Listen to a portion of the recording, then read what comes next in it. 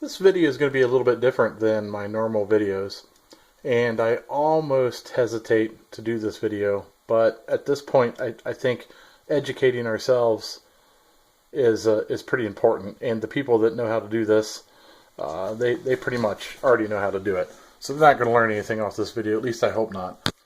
But I came home the other day and found my garage door open, and light was on the garage, the door was wide open, and somebody had jimmied the door open.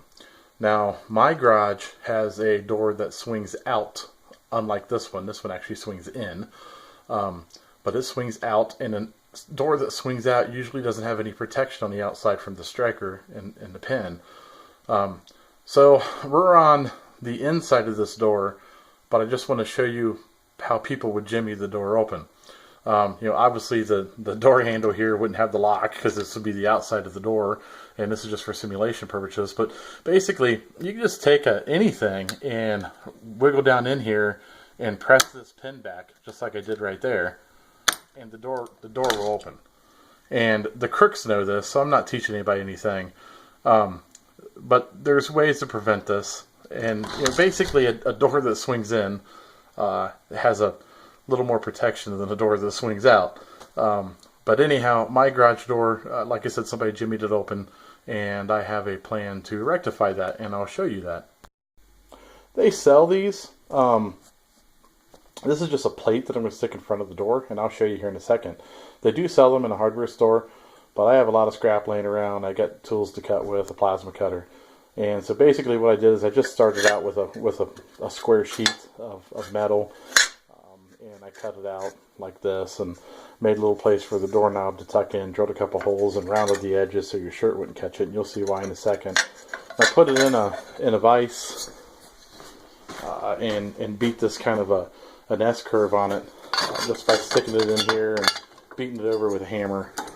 And that's a pretty easy thing to do. And so I beat it this way, and I put it in this way, and I beat it the other way to get that little S in it. Reason being, at my house, I'm going to take this plate and bolt it like this to the door. So the crooks can't jimmy the door open like that. At least it makes it harder for them to jimmy the door open. So, like I said, I was a little hesitant on shooting this video, but I just think it's more important that we educate ourselves on how a thief might break in, and then once we learn their tricks, then we might be able to make our own tricks to prevent that. So this isn't the most prettiest elaborate thing, and I don't think I'd do it on a house, but on an out shed or garage, it's kind of out back. Paint this thing up white, and it's going to blend in. It's not a showroom garage, but it's a little more of an industrial look, but it will prevent people from jimmying the door open. A final note is you'll want to use a carriage bolt when you bolt these on. That sounds kind of silly, but that way somebody can't take a wrench and remove the plates and then jimmy your door open. It'll just make it a little bit harder. Ultimately, if a crook wants in, they're going to get in, but something like this will prevent maybe the neighborhood kids from breaking in, stealing some tools and selling them or whatnot. So hopefully it's a tip. Hopefully you guys can learn from this. I just shot it with some epoxy paint. I kind of like that stuff. You can get appliance epoxy paint in black, white, and almond. And I don't know what other colors, but Lowe's and Home Depot carries them in those colors.